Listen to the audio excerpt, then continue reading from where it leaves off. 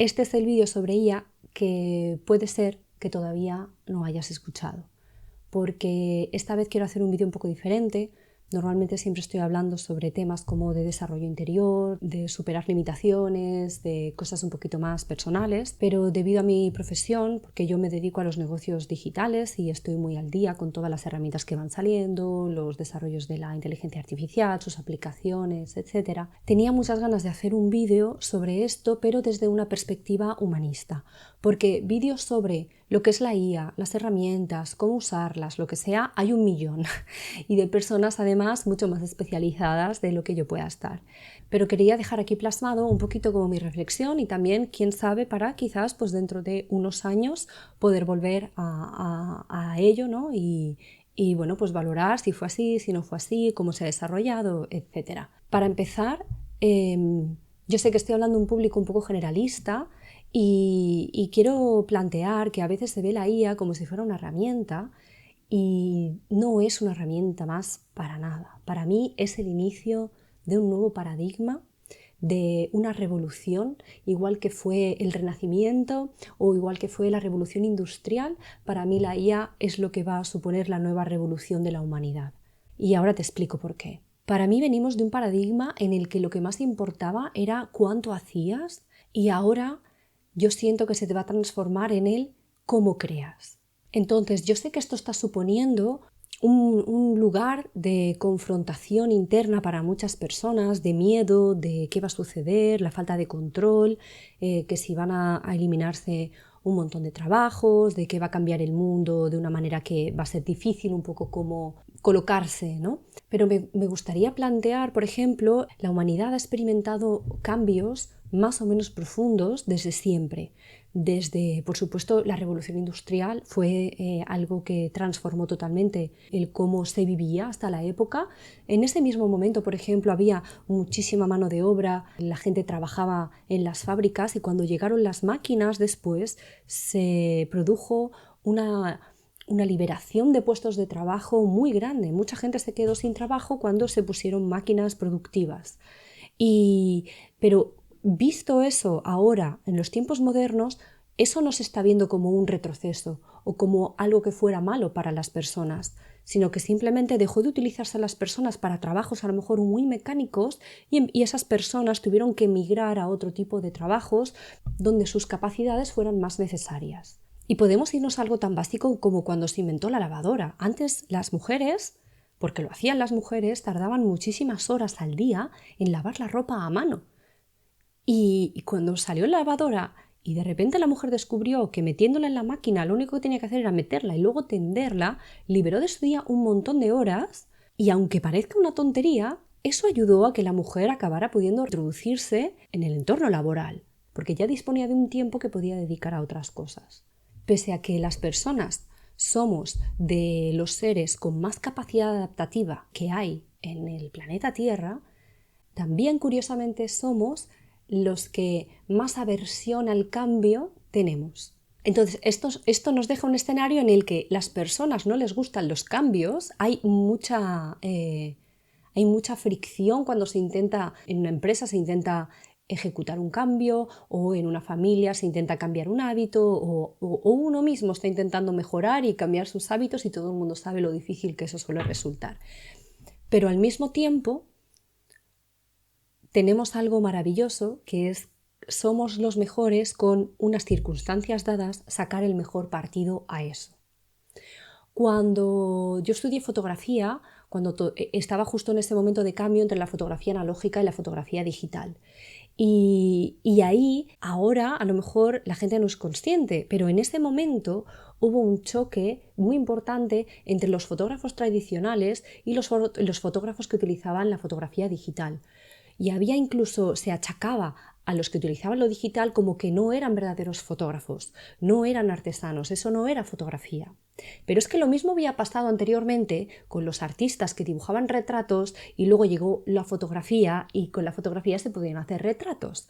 Para muchos pintores, muchos artistas, eso era una aberración y no tenía el mismo mérito que el estar pintando desde cero a una persona, porque lo otro era simplemente simplemente colocar una cámara y disparar y luego de ahí salía la cara de la persona. Y yo creo que una razón importante por la que existían esas confrontaciones venía del miedo de que sintieran de que eso que ellos hacían iba a dejar de tener valor, de que ya no se iba a utilizar, ya no se iba a apreciar. Pero con el tiempo todo se va sedimentando, todo se va colocando y al final todo acaba estando donde tiene que estar y sigue existiendo el arte y la pintura y siguen haciéndose retratos, solo que para unas cosas específicas, sigue existiendo la fotografía analógica que algunas personas siguen usando también para cosas específicas y ya sigue existiendo la fotografía digital que de alguna manera lo que hizo fue como democratizar el acceso a poder plasmar cada uno pues, los momentos de su vida e incluso desarrollar su propio arte. Hoy en día, por utilizar una cámara digital, poder enfocar, poner un filtro o quitar un granito que le salga a alguien o cambiar el color, nadie está viendo eso como que deje de tener valor artístico. Al contrario, surgió el diseño gráfico y precisamente lo que más se valoró es la capacidad de la persona de crear de esa manera, de seleccionar, de adaptar, de transformar lo que pudiera ver en la realidad o incluso creando de cero y mezclarlo todo en lo que iba a acabar siendo un diseño gráfico. Con la llegada de Internet, que para mí es lo que marcó el último paradigma en el que nos hemos encontrado hasta ahora que ha llegado la IA, para mí lo que se hizo ahí fue democratizar la información y la comunicación.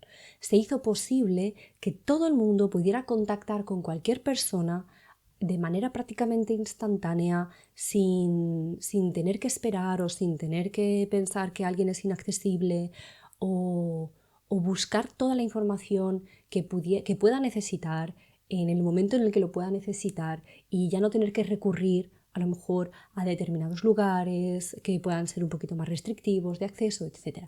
Y sí, cuando llegó Internet también hubieron muchísimos trabajos que desaparecieron y muchísimos otros que se crearon. Y se crearon una inmensidad de posibilidades de desarrollo profesional que hubieran sido inimaginables 50 años antes. Entonces, ¿ha sido eso positivo o ha sido negativo? Porque todo tiene sus pros y sus contras. Cuando hay un acceso a información ilimitado, pues depende de a qué tipo de información sea la que tú quieres acceder, va a ser algo positivo o va a ser negativo. Dependiendo del tipo de información y de comunicación que tú establezcas y que tú hagas, va a ser positivo o va a ser negativo. Al final, todas las cosas, todas las herramientas, todos los descubrimientos, igual que sucedió con la energía nuclear, el problema no radica en sí en lo que se ha creado o en lo que se ha inventado. El problema siempre radica en la utilización que se le da, en qué uso hacen las personas de eso que ahora existe. Y el ejemplo más generalista que tenemos de eso es el dinero. El dinero no es el mal, el dinero no es terror, el dinero no es la fuente de toda la destrucción humana. El dinero es una herramienta con la que se pueden hacer cosas y si la persona que lo usa es buena persona, hará cosas buenas y si la persona que lo usa es mala persona, hará cosas malas. Es así de simple y es así de básico. Con esto, desde mi punto de vista, venimos las últimas décadas de una fase de productividad extrema. Venimos de un lugar en el que hay muchísimos medios, muchísimo acceso a todo, muchísimas herramientas para hacer muchísimas cosas y hemos ido como acumulando y aumentando cada vez más nuestra necesidad de productividad, de eficiencia. En las empresas todo ha sido sistematizar, organizar, herramientas que faciliten el trabajo, creación de procesos. Y lo digo porque yo me he dedicado a gestión de proyectos, a optimización y automatizaciones y sé perfectamente que es como el boom que todo el mundo quiere implementar. Pero esto también ha hecho que se genere una sensación de FOMO absoluta y constante, una sensación de burnout inacabable, porque siempre hay muchísimo que hacer. Siempre hay algo más que mejorar, siempre hay algo más que implementar para... Se cree que se implementan estas cosas para ahorrar tiempo, pero en lugar de enfocarlo desde el ahorro de tiempo, se enfoca desde el maximizar la productividad. Entonces, si antes hacías hasta aquí porque no llegabas a más e implementas algo que lo mejora, la gente no lo ve nunca. Y no estoy hablando a nivel de ente profesional, sino a nivel de trabajador y de CEO o de emprendedor, empresario o lo que sea. A nivel humano. Cuando has implementado esto que te ha mejorado el proceso, la gente no piensa qué bien ahora tengo este espacio para pensar, para descansar, sino piensas, vale, ¿qué es lo siguiente que puedo mejorar para hacer más? Y empiezas a entrar en un bucle que no se acaba nunca, porque no se acaba nunca, y hasta que no te das cuenta de esto, estás siempre corriendo con la lengua afuera y no te atreves a parar, pero nos está llevando a un lugar en el que hiperconectividad, el acceso constante, ya ni meto las redes sociales, ¿no? Que es como una atención constante demandante y que no para nunca. Y esto nos ha llevado a una sociedad en la que nadie tiene tiempo, todo el mundo está agotado, todo el mundo tiene la sensación de que nunca es suficiente y así vamos. ¿Han sido herramientas que nos pueden proporcionar libertad? Sí. ¿Nos han dado libertad? A algunos sí, a otros no. A la mayoría lo que les ha causado es mayor sensación de esclavitud y sobre todo saturación. Ahora, mi planteamiento es, si en vez de sentir que vamos hacia adelante, haciendo más, consiguiendo más, si lo que nos planteamos es hacer un salto de eje en su lugar y nos planteamos la IA, y esto es desde un punto de vista individual, porque yo creo que este uso individual es lo que luego genera la aplicación colectiva. Pero si en vez de ser algo para quitarte el trabajo, quitarte valor y todas estas cosas, ¿no? que podemos tener, esos miedos que podemos tener, si en vez de hacer todo eso lo enfocamos como que viene a quitarte carga, como a que lo que la IA viene a hacer justo es a absorber toda esa parte de productividad, sistematización y eficiencia, y lo que nos aporta, lo que nos devuelve ahora es justo el que dependa de nosotros esa parte creativa, esa parte de visión. Ahora tú quieres crear algo, un proyecto, que a lo mejor de una manera tradicional, y hablo tradicional, siendo tecnológica, ¿vale? O sea, con las herramientas que había antes de la aparición de la IA de forma masiva, y a lo mejor te llevaba pues 3 meses, 6 meses desarrollar un prototipo, una demo, un producto mínimo viable, ver cómo funcionaba en el mercado. Ahora la IA te lo hace en 2 días. Te lo hacen 2 días y lo puedes testear y puedes dedicarte a lo siguiente, y entonces de repente se genera como un vacío delante de ti en el que todo se convierte en posibilidades. Y de repente, con el uso de la IA, lo que importa ya no es tu capacidad productiva, sino que lo que importa es tu capacidad de ideación, es tu capacidad de imaginación, es tu capacidad de poder ver las necesidades que existen en la sociedad. Lo que importa es tu sensibilidad. Antes había un gap, había un agujero entre las personas ejecutoras y las personas creativas. Las personas creativas tendían además a dispersarse y tenían muchas ideas, pero no bajaban nunca nada a tierra, porque eso les colapsaba, ¿no? Son personas que muy expansivas y que pueden tener muchas ideas, pero luego lo que conlleva llevarlas a cabo, esa disciplina, ese bajar a tierra, ese foco, se les escapaba y al final quedaba todo en nada. Mientras que al revés, personas muy ejecutoras, muy disciplinadas, solían a lo mejor carecer de esa visión tan creativa, pero eran muy buenas en el llevando a cabo un proyecto, sosteniéndolo, mejorándolo y haciéndolo real. Normalmente estos dos perfiles, el ejecutor y el creativo, eran como un combo perfecto, ¿no? La mente que tenía pues esas ideas y luego la mente que las ejecutaba y las llevaba a cabo. Y como estábamos en una era, como he dicho, de productividad, había mucho más trabajo y mucho más espacio para estas personas productivas y ejecutoras. Hay mucho más trabajo de me siento aquí y tengo que hacer esto y poner estos sellos y seleccionar esto y filtrar lo que tal y hoy me toca hacer esto y luego lo otro, que personas que lo que tengan que hacer es pensar, idear, seleccionar, imaginar y optimizar. Pero ahora, con la IA, hace que estas personas creativas puedan hacer lo que quieran, puedan muy rápidamente ver sus ideas convertidas en realidad. Y esto, aunque luego pueda haber un seguimiento de perfiles un poco más ejecutores, a lo mejor ya no necesitas 100 personas para desarrollar un producto, sino que con 5, con 10 tienes suficiente. Y esto simplifica mucho los procesos. Esto se convierte, empezamos a virar hacia un enfoque minimalista. Cada vez hay más grandes empresas con muy poco número de trabajadores. Y esto no es algo malo, esto es como una purificación, una filtración de la vida de ya no tiene sentido que haya 100 personas poniendo sellos a una carta para verificar si existe la blockchain, por ejemplo. Si con la blockchain ya se pueden establecer protocolos seguros en los que no tiene por qué entrar ninguna persona a formar parte del proceso. Y no es malo que ya no haya trabajo para la persona que pone un stamp, porque lo que importa es que van a haber trabajos en el que sí que importa qué sabe hacer esa persona que antes ponía un stamp. La IA no te va a quitar el trabajo, la IA es una herramienta que te permite decidir en qué quieres ahora usar tu tiempo. Ahora la IA se va a convertir en un puente entre la ejecución y la creatividad. Es cierto que la IA va a conllevar otro tipo de problemas a los cuales ahora no nos hemos tenido que enfrentar, o al menos no de la manera en la que va a suceder. Como por ejemplo a nivel de seguridad de datos, a nivel de permisos, a nivel de ética. Todo esto es en lo que la humanidad va a tener que trabajar de ahora en adelante, precisamente para hacerlo, para hacer un lugar seguro, pero nunca desde el punto de vista de la censura, sino desde el punto de vista de la intención. Porque, como he comentado antes, la herramienta no es el problema, los humanos son el problema.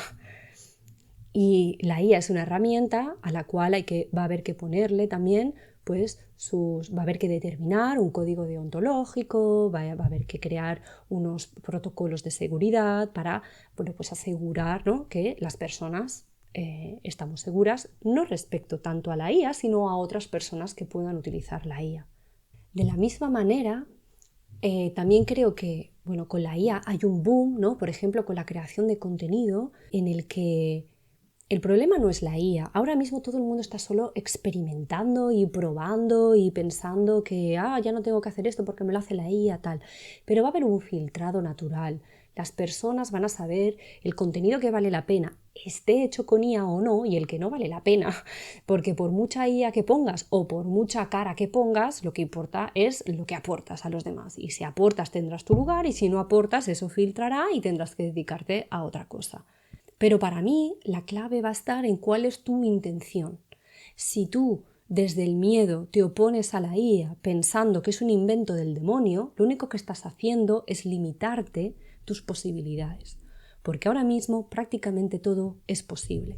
Cualquier cosa que se te ocurra la puedes hacer, la puedes prototipar, la puedes ejecutar y lo puedes hacer solo desde tu casa, con tu ordenador y con 2 herramientas que además la mayoría ahora son gratuitas. Para mí la IA no es para quien busca el camino fácil de ahora esto lo hago con la IA y entonces yo no lo tengo que hacer. No, es para quien tiene una intención y sabe seleccionar qué partes de eso que quiere hacer puede hacer la IA para ayudarle a conseguirlo. Es para todas esas personas que piensan y que tienen ideas y que tienen visión y que antes se sentían limitadas. Por ejemplo, hasta hace 2 días tú solo podías crear un programa informático si sabías de informática, si eras desarrollador y sabías cómo construir eso. Ahora no, ahora lo único que necesitas es tener una idea y saber lo que quieres que haga esa herramienta. Y vas a la IA, se lo dices y muchas veces es tan fácil como un audio, le explicas lo que quieres que haga y la IA te lo hace instantáneamente. Y si tú realmente sabes el por qué estás haciendo eso y para qué es eso, tú vas a saber ir adaptando y dándole las indicaciones necesarias para ir creando ese producto y que realmente tenga esa utilidad. Entonces, de nuevo nos encontramos con un paradigma democratizador de las capacidades creativas y de la visión de las personas. Ya no va de lo que sabes o no sabes, sino de lo que eres capaz de crear, de lo que eres capaz de imaginar. y a dónde nos puede llevar un mundo en el que nuestra principal tarea como seres humanos es imaginar. Porque si todos nos enfocamos en imaginar un mundo mejor, lo que vamos a conseguir es un mundo mejor. Aquí sí que es verdad que yo parto desde un lugar un poco utópico de tener este amor por la humanidad y pensar que en el fondo todo el mundo quiere hacer el bien, pero desde este punto de partida lo que veo como posibilidad no es más velocidad, sino más profundidad. Como he dicho, ahora todo el mundo está experimentando y hay como un overload de intenciones. Pero con el paso de los años, de nuevo, cada cosa se colocará en su sitio y lo que obtendremos son cosas que realmente pueden producir cambios. Ya no es hacer más y hacer más por hacer, porque ahora mismo el hacer es infinito, puedes hacer lo que quieras. Es realmente qué tiene sentido hacer. La IA nunca va a reemplazar nuestra alma. Lo que puede hacer es amplificarla. Y si después de ver este vídeo has podido sentir un poco de motivación como para usarla, pero te preguntas ¿y cómo la puedo usar? Vete al buscador de YouTube y pon cómo usar la IA y hay miles y miles y miles de vídeos ya de un montón de personas súper capaces explicándote de qué forma puedes tener una aplicación práctica con la IA. Empieza por ahí, empieza a averiguar qué posibilidades hay y empieza ya a incorporar eso en tu día a día, porque esto no es algo que vaya a desaparecer. Esto es algo que viene para quedarse y aún para evolucionar a unos niveles que yo creo que no nos podemos casi ni imaginar a día de hoy. No te quedes en el papel de víctima de me van a quitar el trabajo, yo ya no voy a tener utilidad, y conviértete en una persona de utilidad. Utiliza estas herramientas a tu favor para realmente poder tú sacar a la luz todo tu verdadero potencial. Porque créeme que todos lo tenemos, pero a lo mejor hasta hoy no habías tenido el tiempo de poder sacarlo. Y esto es todo por hoy. Espero que este vídeo, que es un poco diferente, te haya gustado y nos vemos en el siguiente. Chao.